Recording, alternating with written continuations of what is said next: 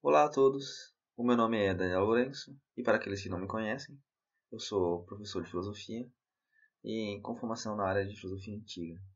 E eu venho desenvolvendo os meus trabalhos e pesquisas para a formação e o desenvolvimento do que eu chamo de filosofia clássica cristã, que é fundamentalmente o modo como eu busco cumprir o que Paulo fala em 2 Coríntios 10 sobre destruir sofismas que afastam os homens do conhecimento de Deus e trazer cativo todo o pensamento à obediência de Cristo.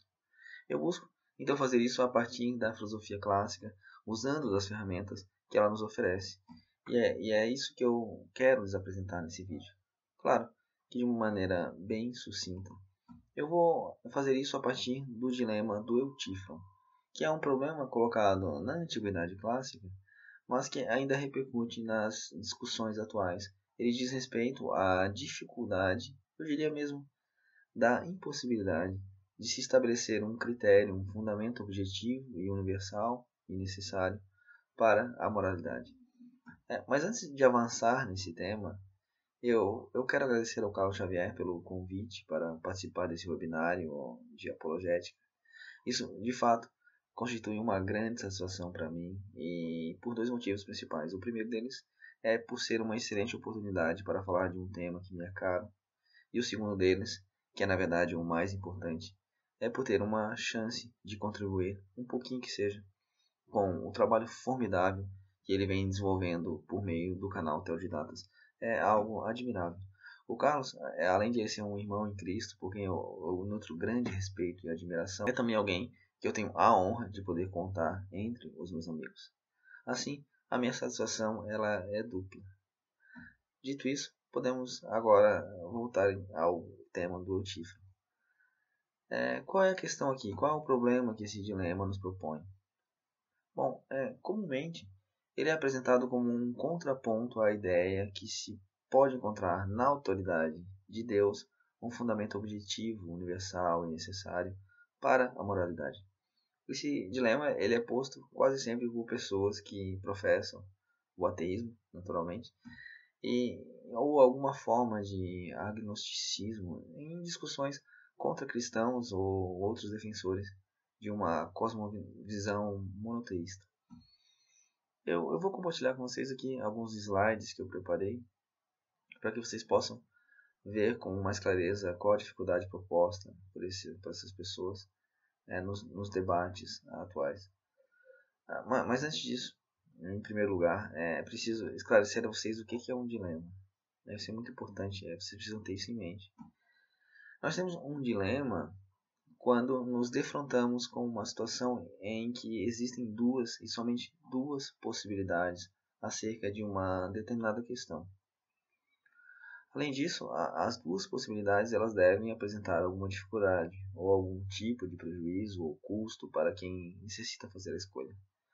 Caso essas exigências mínimas elas não sejam atendidas, não temos configurado um dilema.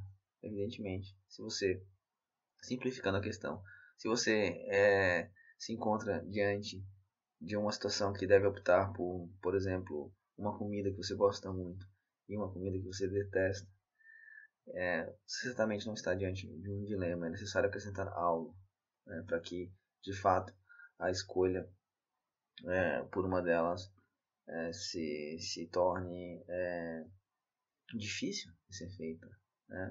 Nós poderíamos pensar algo como a comida que você gosta poderia gerar algum tipo de prejuízo, enquanto que a comida que você não gosta, isso acontece muito, né?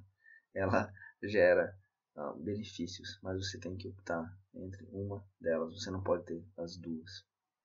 Mas, falando sério, agora tratando dessa questão, no dilema do Eutífron, nós temos as seguintes possibilidades em relação ao critério da moralidade. Eu vou colocar agora sim o nosso slide.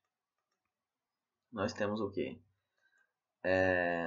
O primeiro braço do dilema diz que pergunta se algo é bom porque Deus ordena ou se Deus ordena algo porque esse algo é bom. É assim que o dilema nos é colocado. O que está em jogo aqui?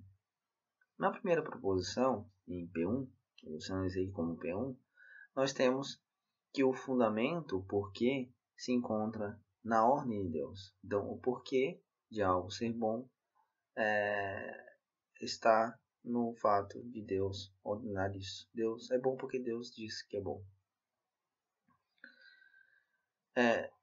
E qual que é o problema disso? Por que isso se configura como uma questão difícil? Eu coloco isso como a partir de uma pergunta também. E se Deus ordenar algo diferente? Esse é o problema. Se ele mudar, se ele mudar o seu querer. Vamos tomar como exemplo o roubo. O cristão sabe que roubar é errado, ele concorda que é errado. E é errado por quê? É errado porque Deus disse que é errado. Mas se Deus mudar essa ideia, então passa a ser certo, não é verdade? Então, o cristão pode dizer, mas Deus não muda de ideia. Mas, aparentemente, isso não é assim. Nós temos o que? O caso do espólio do Egito. Esse caso geralmente é citado. Numa situação normal, seria roubo. Mas como foi Deus que ordenou, não é mais. Depois passou a ser roubo de novo. E o que é interessante, no caso do espólio do Egito, das riquezas do Egito pelo povo de Israel, se eles tivessem feito isso sem o ordenamento de Deus, teria sido roubo, teria sido errado. Mas como foi Deus que ordenou, passou a ser certo. Então, o problema aqui desse primeiro braço do dilema é a arbitrariedade. O que é certo agora pode ser errado daqui a um pouco. E tem um outro problema também associado, que é você conseguir conhecer isso. Na medida em que muda o tempo todo, ou pelo menos não há uma previsão de mudança, você não sabe quando está fazendo algo certo ou errado. Aqueles, por exemplo, no caso do espólio, que não fizeram, se eventualmente alguém não fez o espólio, porque não ouviu a ordem de Deus, ou enfim, não acreditou nessa ordem, e se orientou pela primeira determinação de que roubar é errado, acabou fazendo o quê? Eles estavam errados ao não cumprirem esse ordenamento de Deus. E depois passaram a estar certos. O segundo braço do dilema, por que ele é problemático? Porque ele localiza o fundamento do ser bom em algo outro que Deus, que é na própria coisa. Deus é alguém que meramente atesta a moralidade ou a bondade de algo. Ele reconhece isso e só. Se for assim, na melhor das hipóteses, nós temos que Deus é alguém que apenas comunica o certo e o errado, mas ele não determina. E há, nesse caso também, pelo menos nós podemos buscar um indício para corroborar essa possibilidade, lá em Gênesis, quando Deus, depois de criar o mundo, ele fez o quê? Ele viu que o mundo era bom. Então, nós sabemos, por que nós sabemos que o mundo é bom?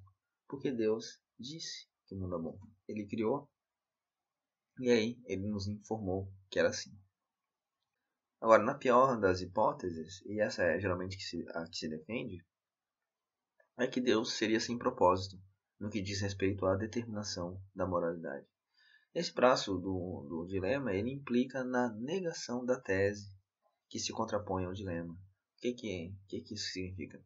É que aceitar isso é simplesmente abdicar da ideia de que Deus possa ser um fundamento para a moralidade, porque o fundamento está em outra coisa. E do mesmo modo ocorre com o primeiro braço, quer dizer, a situação não é tão diversa, o problema não é tão menos difícil, porque localizar o critério nessa vontade que oscila é justamente abrir mão daquilo que se buscava, que era encontrar em Deus um fundamento que fosse objetivo, universal e necessário para a moralidade. Então, em resumo, de qualquer modo, os dois braços do dilema parecem configurar problemas seríssimos para uma visão como a cristã. Agora, como resolvê-lo? Qual a saída para essa situação? Ela existe? Sim, ela existe, não fiquem preocupados. Na verdade, a resposta ela é bem fácil de ser formulada. Em primeiro lugar, o que nós temos aqui sequer se trata de um verdadeiro dilema. Você lembra do que eu mencionei há pouco? Para ser um dilema, devem haver apenas duas possibilidades, o que não é o caso. Nós temos pelo menos mais uma, o que torna o dilema do Eutífron um trilema. Nós temos então um falso dilema, é um trilema. E qual que é essa terceira possibilidade? É a seguinte: Deus ordena algo porque Ele é bom. Ser bom se encontra na natureza de Deus, não na coisa em si mesmo. Isso resolve o problema da premissa 2. E a natureza de Deus não muda, ela não é arbitrária. E assim se resolve o problema proposto na proposição 1. Agora, se a solução ela é assim tão fácil de ser formulada, por que esse dilema ele é usado? Qual é o sentido de se fazer uso dele? Por si só, já causaria certo espanto o uso de tal programa como um contraponto àqueles que buscam um fundamento para a moralidade em Deus, pois justamente é Deus, como entendido por nós cristãos, a solução para o dilema. Mas o espanto ele aumenta quando se vê que isso é feito com certa ocorrência e por proeminentes ateístas. E por que eles fazem isso? Eu tenho uma resposta, mas ela causa algum atrito quando eu a manifesto em voz alta. Olha só que curioso. O Anthony Flew ele foi um filósofo inglês e um dos mais destacados ateus do século XX. Ele de fato contribuiu muito para a retomada das discussões sobre a existência de Deus. Ele diz que se pode encontrar um indício sobre a aptidão filosófica de alguém na sua capacidade de apreciação do que está em jogo no dilema do Eutífron. Agora, se isso é verdade, não constitui uma das menores ironias o fato de que justamente muitos ateus usam esse dilema nas suas discussões contra a fé cristã. Perceberam a resposta? Eles fazem uso desse dilema porque carecem de aptidão filosófica, simples assim, dado que não percebem o que está em jogo no dilema do Eutífron. E convenhamos, é preciso certa ingenuidade, eu diria. Na verdade, é preciso um grau bastante reduzido de sofisticação filosófica no que diz respeito a questões metafísicas, e em específico no que tange aos atributos de Deus, para que se justificar o uso de um dilema como o do Eutífron. E esse parecer ele não é exclusivo da minha parte. Vocês podem encontrar algo semelhante sustentado por ninguém menos que o William Lane Craig, nas ocasiões em que ele se pronunciou publicamente sobre essa questão e justamente contra adversários que propuseram o dilema do Eutífron como um argumento. E esse parecer ele é endossado por outros apologetas cristãos de renome. Enfim, essa deficiência da parte dessas pessoas que propõem essa deficiência, essa carecência, por assim dizer, de aptidão filosófica, ela é por demais evidente nesse caso. Dito essas coisas, nós poderíamos encerrar por aqui esse vídeo. E já teríamos, por certo, um bom material para reflexão e para o preparo apologético. Mas o meu interesse ele não é só esse, na verdade passa muito longe disso. Tudo que eu falei aqui foi apenas uma espécie de circunlóquio para o que vem em seguida. O que eu quero lhes mostrar é o que está de fato em jogo no Eutífron. Porque esse dilema ele configura um problema real, ele só é mal usado. E eu não tenho qualquer receio em dizer que ele, na verdade, ele traz à tona um dos mais importantes e difíceis problemas relacionados à ética. Ele revela, na verdade, a maior de todas as dificuldades para se estabelecer qualquer sistema moral. Qual seja, o problema da fundamentação, o problema do critério. E para que nós possamos apreciar adequadamente o dilema do Eutífron, em toda a sua extensão, em significado filosófico, em toda a sua beleza, é preciso pensá-lo no contexto mesmo em que ele foi formulado e ter em mente o seu propósito original. Esse uso que se faz dele, contemporaneamente, é totalmente indevido, como eu já demonstrei, na verdade um desperdício. Nós devemos tratar esse dilema com quem sabe de filosofia de fato, e para tanto não há melhor escolha que o autor do próprio dilema, que no caso é Platão. E é sobre isso que eu vou tratar de agora em diante. O Platão ele apresenta o dilema em um diálogo intitulado Eutífron, onde nós temos um nome, o dilema do Eutífron. O enredo dessa obra é o seguinte: eu preciso trazer de fato esses detalhes para que fique mais sensível ao propósito, a função que o dilema cumpre dentro na economia da argumentação platônica. Nós temos o Eutífron, que é um dos personagens do diálogo, e ele está indo prestar a denúncia contra o próprio pai por assassinato. Algo que interessante. E enquanto ele se dirigia ao local onde ele faria a denúncia, ele encontra Sócrates, que está indo na mesma direção.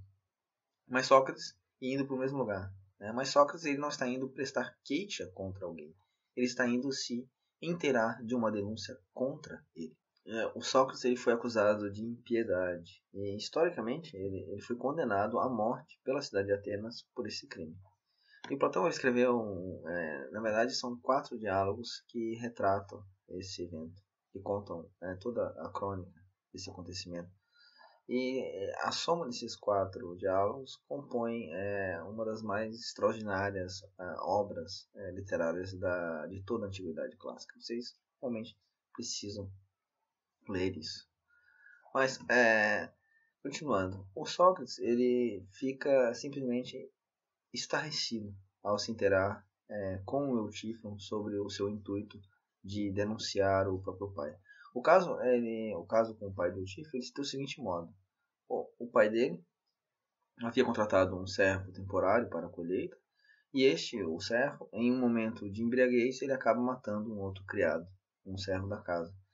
E o pai do Eutífron, então, ele manda prender o assassino em um poço, e enquanto ele envia alguém para consultar o exegeta, que é o intérprete da lei, para saber o que fazer nesse caso, o assassino acaba morrendo em decorrência da falta de cuidados.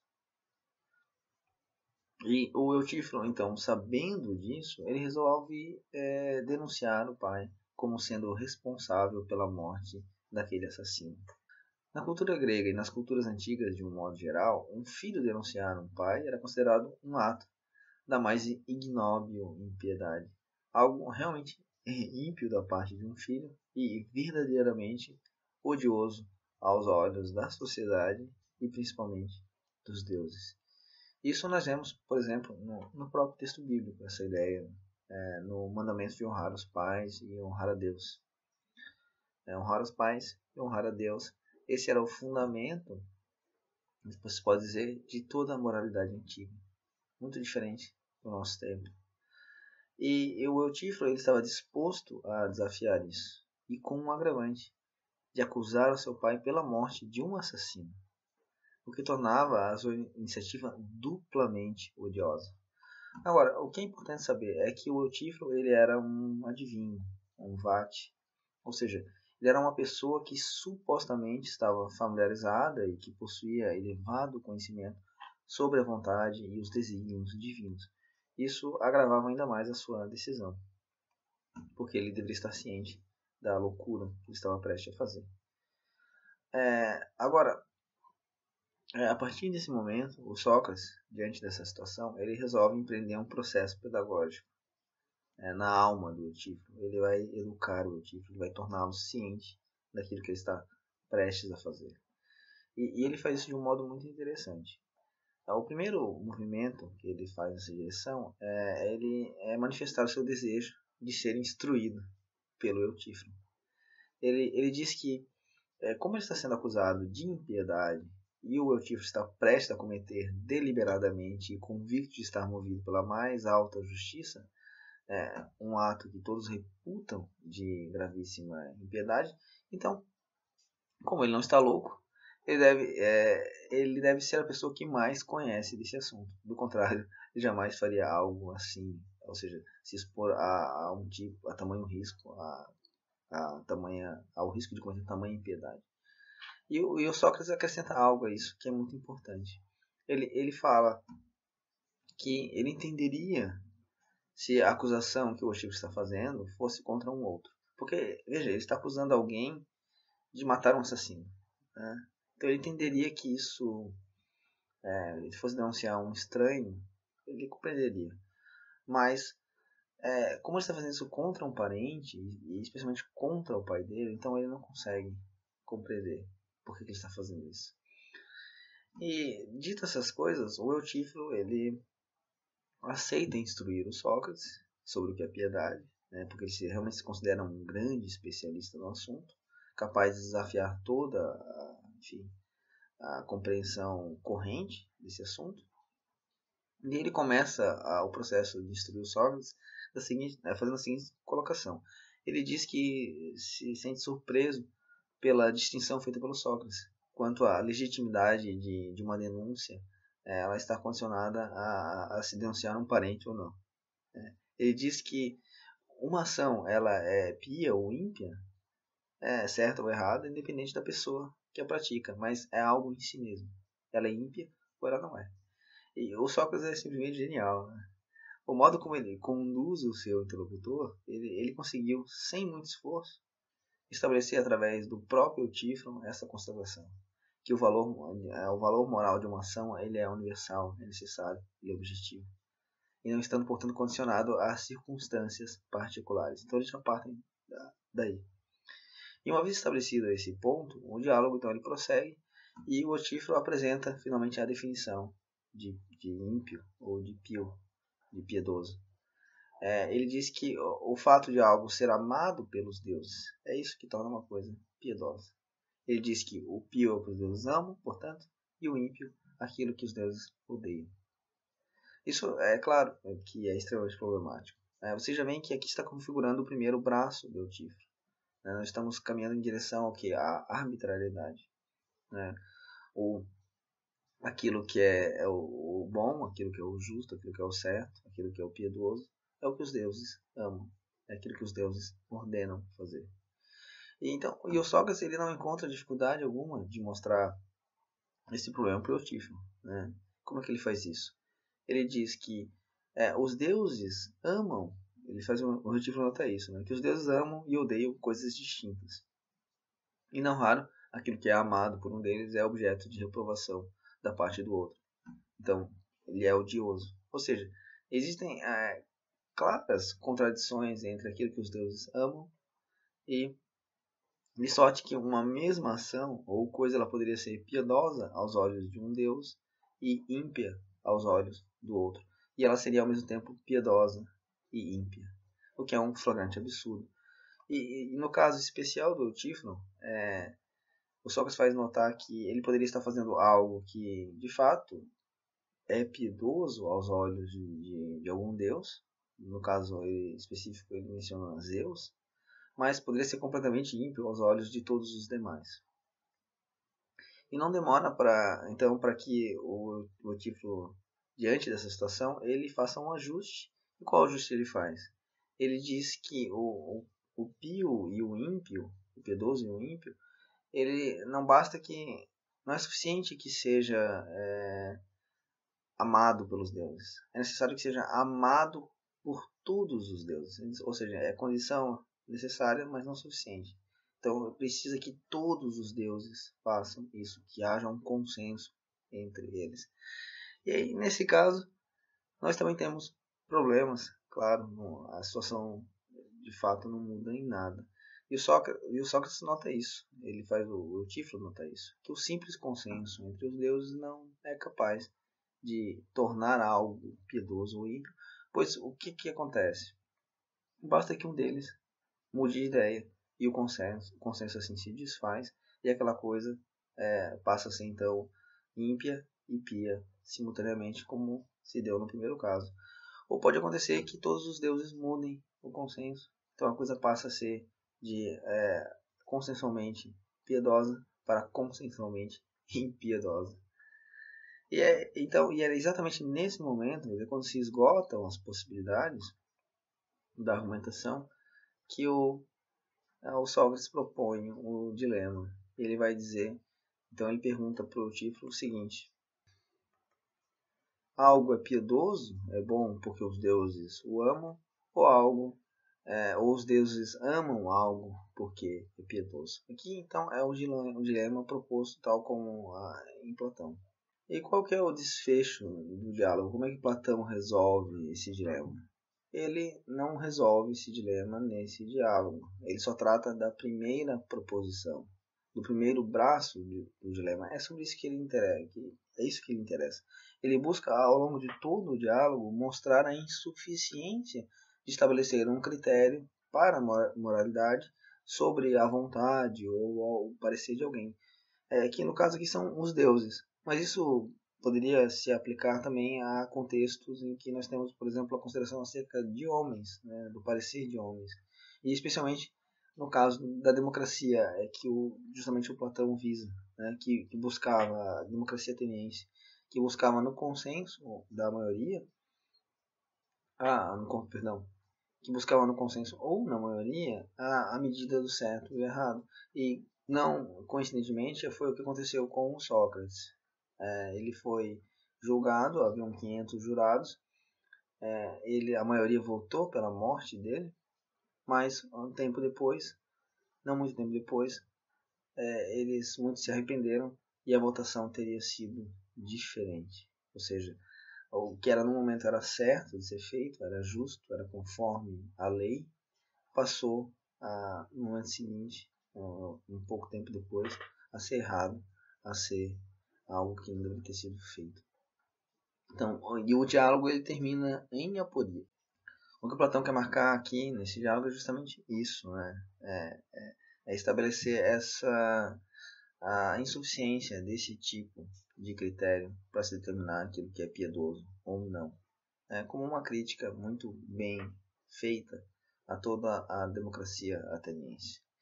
Aí o diálogo ele termina em aporia, ou seja, o Eutífron ele sai dali totalmente desnorteado, né? Toda aquela segurança que ele manifestou no início, ela caiu por terra. E ele já não sabe mais como proceder, ele fica totalmente perdido. E ele foi purgado da sua ignorância, da ilusão do conhecimento. E agora ele está limpo, né, por assim dizer, para que ele possa conhecer, ou ao menos ele possa buscar a verdade sobre essa matéria. Uma das grandes questões que o Platão enfrenta é justamente isso, a ilusão do conhecimento. Ela precisa ser desfeita para que se possa, então, posteriormente gerar um conhecimento verdadeiro na alma. E o Platão está preparando esse caminho. Agora, ele está preparando esse caminho, né? Ele prepara através não só desse diálogo, mas de outros mais, para apresentar a solução do problema. E qual é? Ela diz justamente isso a respeito ao segundo braço do dilema, que propõe o quê? Um critério que é em si mesmo algo piedoso, justo, etc. E qual é? A ideia, ou melhor dizendo, a forma do bem, a forma do justo, a forma do piedoso. Esse é o critério de Platão. Algo que é em si mesmo independe de qualquer outra coisa. Sejam homens, sejam deuses. Agora, qual é o problema que se coloca a partir daqui? É o problema que vai determinar toda a história da reflexão sobre a ética. Ele compõe parte significativa da história do pensamento filosófico. Todos os sistemas éticos que serão propostos a partir de Platão, eles tentarão responder, ou melhor, eles tentarão dar consistência a esse segundo braço do dilema do Eutífron, saibam eles ou não. E a primeira tentativa, depois da tentativa de Platão, ela é feita por Aristóteles, que foi um discípulo dele por 20 anos. E já no próprio ambiente da Academia Platônica, se sabia que a solução proposta pelo mestre, ela era, para esse problema do Eutífron, ela era bem falha. Na verdade, ela era muito ruim. E o próprio Aristóteles mostra isso com muita propriedade. A proposta dele, ele mostra que a proposta de Platão era irrivada de vícios lógicos e de outros problemas, tanto de ordem epistemológica como ontológica. Evidente que eu não vou poder tratar desses detalhes da crítica aristotélica, mas eu posso dizer o seguinte: que a ideia mesma de ideias assim flutuantes existindo à parte de um intelecto era algo que já gerava certo embaraço naquela época. E além disso, o Platão ele não soube explicar como que essas ideias elas poderiam ser as causas das demais coisas, ou seja, qual é a relação desse mundo de ideias com o mundo sensível. E outro problema sério a respeito da teoria dele é como que o homem tinha acesso a isso, como que o homem conhecia essas coisas, como que esses princípios se manifestavam aos homens de sorte que eles pudessem se orientar, né? Que eles pudessem ter uma orientação da própria conduta. Essa é uma pergunta que ela precisa ser resposta. Ela precisa de uma resposta e ela precisa de uma resposta convincente. Coisas que o Platão falhou em oferecer. O Aristóteles, por sua vez, ele vai buscar uma resposta não no mundo à parte do nosso mundo, mas na natureza do próprio homem, que essa sim está acessível ao homem e a todo homem. Ele vai buscar uma resposta na essência do homem. E ele vai derivar todo o seu sistema ético a partir da natureza humana. E ele entende que o homem, na sua essência, a capacidade, aquilo que torna o homem propriamente humano, é a racionalidade. E é a atividade racional que é a virtude do homem. Assim, uma vida voltada para esse tipo de atividade, e vida, entendam, vida é atividade. Vida é atividade em si mesmo. E a vida do homem é o que? É a racionalidade. E a vida racional, ela consiste na felicidade. Ela consiste na melhor das vidas possíveis. E olha que interessante. Mesmo a vida política, ela se organiza em torno desse ideal. Isso em Aristóteles, né? É claro. A cidade, o Estado, eles devem contribuir para que o homem se realize na sua essência. Muito diferente do que é hoje também, né? O Aristóteles ele representa, por certo, um avanço assim considerável em relação ao Platão e em diversos aspectos. Mas mesmo assim, ele não consegue prover uma resposta satisfatória. E qual que é o problema? Por que ele não consegue fazer isso? Aparentemente, a escolha que ele fez quanto à racionalidade ser esse critério para a moralidade é uma escolha arbitrária. Por que racionalidade? Eu me pergunto. Vocês também podem se perguntar. Por que ela é melhor? Melhor em que sentido? E quem que determinou que ser melhor é o critério certo para se determinar aquilo que deve ser o critério, né? Que é o critério do critério? Por que ser melhor? Percebe o problema? Porque a racionalidade é algo único, exclusivo do ser humano? Se alguém poderia dizer. Sim, mas ainda que isso seja verdade, que só os seres humanos sejam racionais, quem disse que isso, o ser exclusivo, é um critério que deve ser observado? Nós temos aqui um círculo vicioso que não se resolve. E de fato, não está dando nenhuma geração para que propostas alternativas quanto ao critério fossem apresentadas. E ainda, isso é interessante, ainda que se aceitasse que esse critério devesse repousar sobre a natureza do homem. Nós temos isso em Epicuro, que localiza o critério no sentimento de prazer ou dor, ou seja, não na capacidade racional, mas na capacidade sensitiva do homem. A vida feliz, a vida moralmente perfeita para o Epicuro, é aquela que se orienta em uma espécie de economia de prazeres, isto é, o tipo de vida em que se obtém o máximo de prazer possível e o mínimo de sofrimento. Isso é o critério para Epicuro. E é claro que ele também é arbitrário. Concorrendo com a ética epicurista, nós temos a ética estoica, que pregava justamente a impassibilidade diante da dor e do prazer como critério, a apatia. Esse era o ideal ético. Isso significa o quê? Viver em um estado de total indiferença quanto às vicissitudes da vida humana, ser indiferente à dor ou ao prazer. A busca por um critério objetivo, universal necessário, ela se prolongou até nossos dias e continua em aberto. Essa busca, ela passa por Kant, que é um dos grandes marcos da filosofia. A filosofia dele ela vai influenciar profundamente todos os desenvolvimentos filosóficos posteriores até nós. E o Kant faz o quê? Ele busca na razão o fundamento desejado, o fundamento da moralidade. E com isso, o que é muito curioso, nós temos uma espécie de volta ao platonismo. E essa volta ela é muito significativa, ela precisa ser qualificada, evidentemente. E é claro que eu não vou tratar disso aqui, dado a extensão desse tema. Mas o que é importante e o que é curioso é que esse retorno, com esse retorno, perdão, o Kant ele herda muito a contragosto os problemas platônicos para se pensar em algo assim, dessa ordem. Eu digo a razão como um fundamento para a moralidade. Porque, pensem, qual é a primeira pergunta que você deveria se fazer quando alguém apresentasse algo assim? O que é isso, né? Que estatuto ontológico? Qual é o estatuto ontológico dessa quimera? A razão. O que é isso? E quem se diverte com essa solução kantiana é outro filósofo alemão chamado Schopenhauer. E é muito engraçado a crítica que ele faz. E apesar do tom jocoso da sua crítica, que é absolutamente merecido, a crítica ela é muito contundente. Segundo ele, o Kant ele comete um erro de indução, já de saída.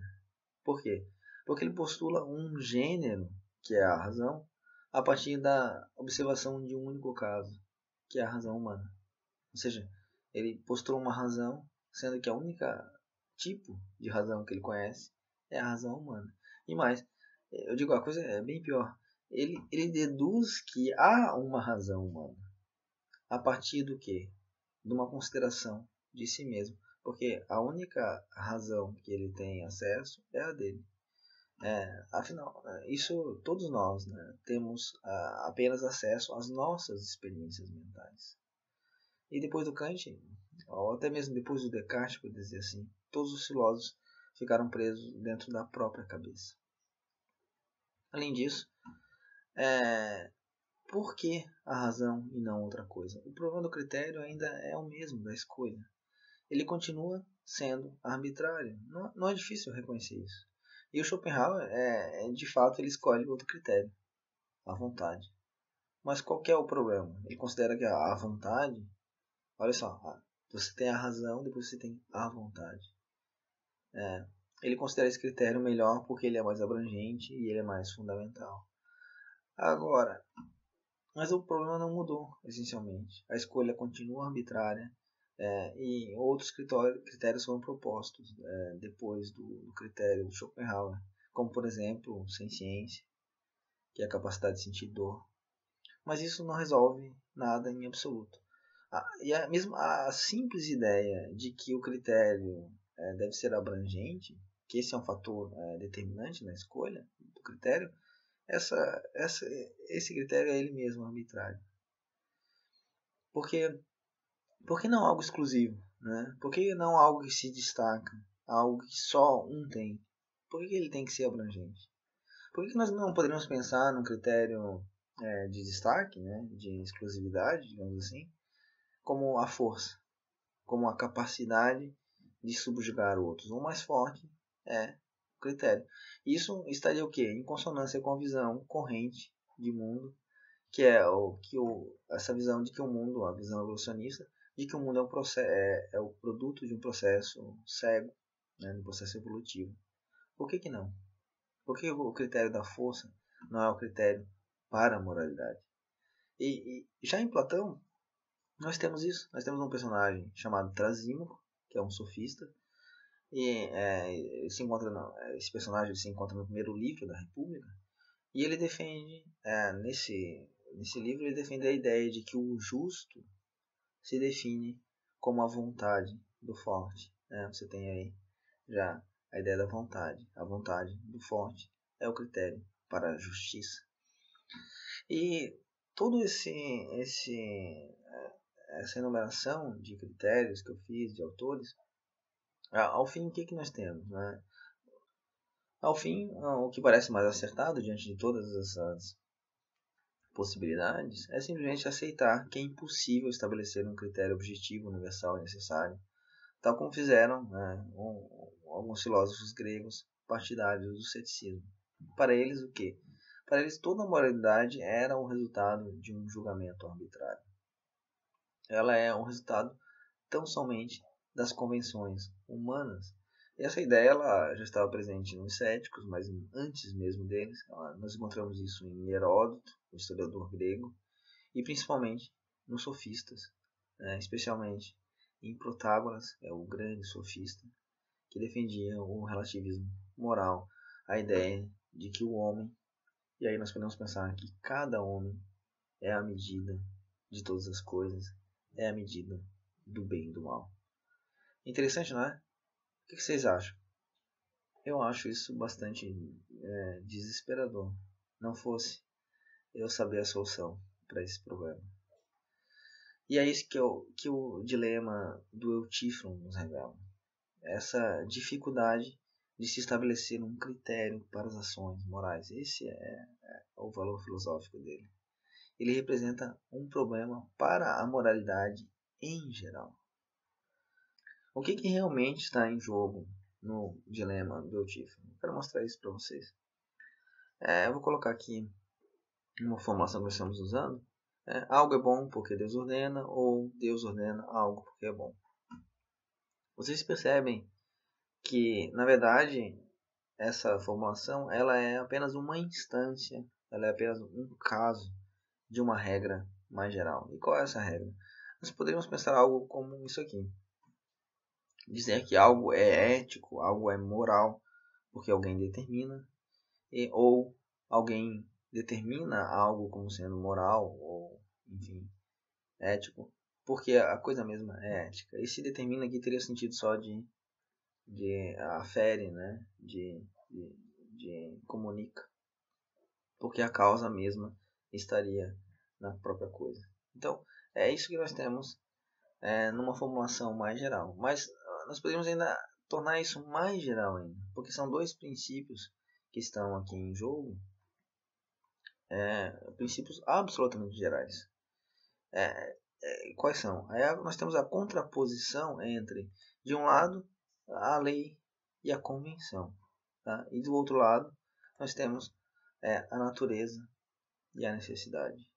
Os termos gregos aqui são muito preciosos, né? E vale a pena nomeá-los para que vocês percebam. O que está em contraponto aqui é nomos e physis. Esses são os dois grandes princípios que os gregos percebem, né, as duas grandes contraposições, e elas se manifestam não só na ética, não só na política, mas elas se manifestam de um modo geral, né, em todas as áreas. Então, é isso que está em jogo. O que está em jogo no Eutífro, o que o Eutífro revela de fato, é essa contraposição fundamental da realidade. E é uma contraposição que ela não se resolve. Você não consegue reduzir um princípio ao outro. E como que esses dois princípios se manifestam nas discussões no plano da ética? O dilema que nós temos aqui é qual? O fundamento da ética, ele é por convenção, por lei, por nomos, ou ele é por natureza, por necessidade, por physis? Essa é a pergunta. Qual é o fundamento da ética? E o que é interessante, ele necessariamente precisaria ser um dos dois. E o problema se manifesta do seguinte modo: os princípios eles simplesmente não podem ser conciliados. Do mesmo modo que não se pode falar de uma convenção necessária, isso é uma contradição em termos, não se pode falar também de uma lei natural. Nós falamos isso, mas a rigor é um uso indevido, porque quando nós falamos de uma lei humana e uma lei natural, o sentido de lei aqui é outro, a palavra é a mesma, mas a definição é outra. Para que fosse o mesmo sentido, nós teríamos que ter o que? Um legislador natural. E o que as pessoas geralmente não querem aceitar. Então, nós teríamos isso. Um sentido diferente. Né? Então, uma lei por natureza é uma contradição em termos. Do mesmo modo que uma convenção necessária. Mas o que isso representa de fato? A dificuldade é a seguinte. Isso falando no plano da ética. De um lado, nós temos arbítrio. Tá? Nós temos escolha. nós temos a possibilidade de ser de outro modo.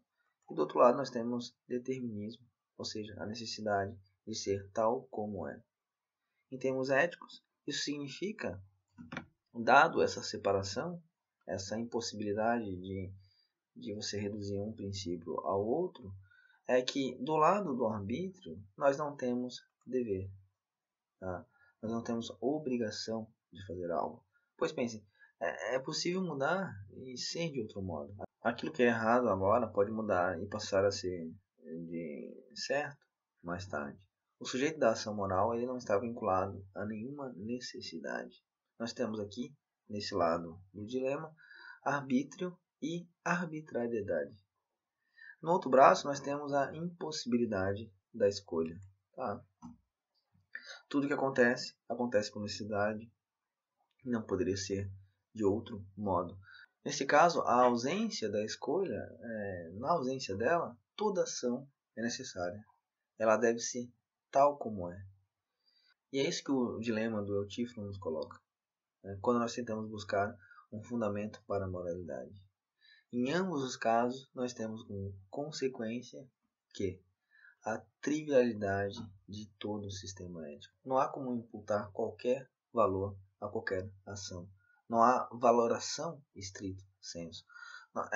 Não faz sentido imputar algo para alguém quando o que ele fez pode ser qualificado de outro modo, dependendo do ponto de vista, dependendo de quem qualifica. Nem culpar alguém por algo que não poderia ser diferente do que foi. O certo e o errado, em ambos os casos, em ambos os braços desse dilema, eles se tornam conceitos vazios. Essa é a consequência do dilema do Eutífilo, que nos coloca a impossibilidade da moral e da ética.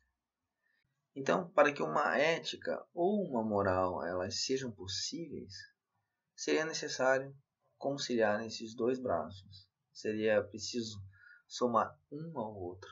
E assim nós teríamos adicionado o dever à escolha e a escolha ao dever, a necessidade da ação e a possibilidade de não agir. Percebem? Só assim nós teríamos algo como uma responsabilidade moral. Mas como fazer isso? Como conciliar essas duas coisas? Todo o sistema ético é uma tentativa de fazer isso.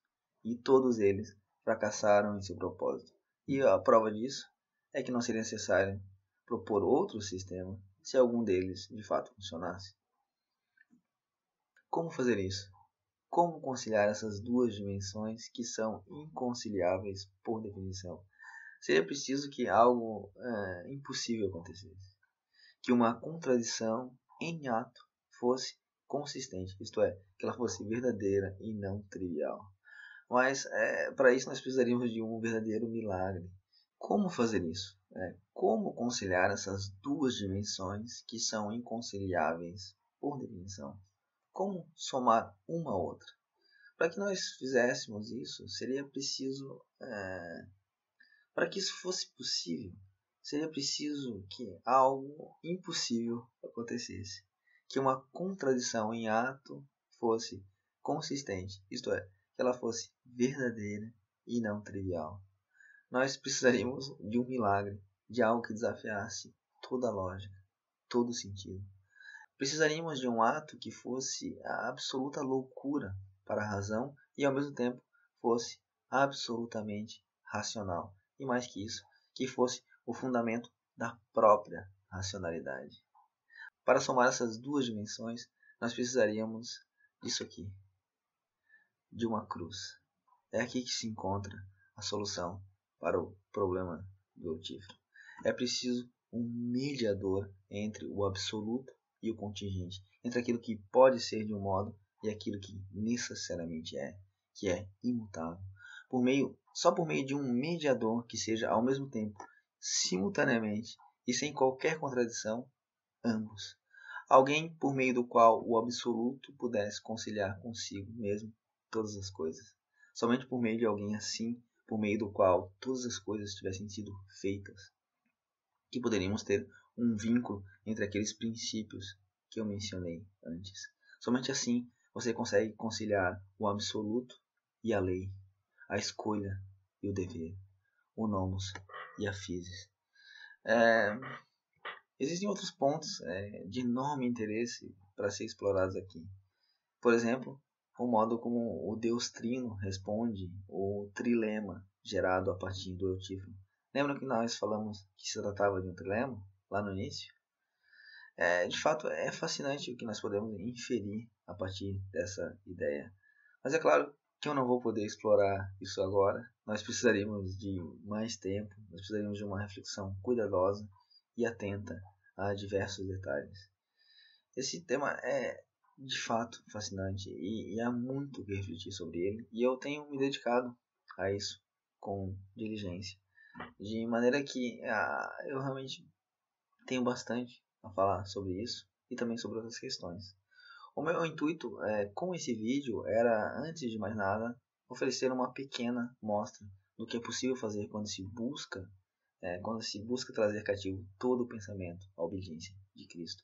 Eu espero que vocês tenham gostado do que eu falei, e mais que isso, que vocês tenham se sentido motivados a refletir sobre essas questões. Se vocês quiserem saber mais, eu os convido a conhecer o meu trabalho no meu site, filosofiaclassicacristã.com.br, ou me acompanhar nas redes sociais, para que nós possamos juntos somar forças, para que possamos, como eu costumo dizer, subir em ombros de gigantes, que foram os filósofos clássicos, para pensarmos as grandezas do alto, as grandezas do Altíssimo. Eu agradeço a atenção de todos vocês e que Deus os abençoe.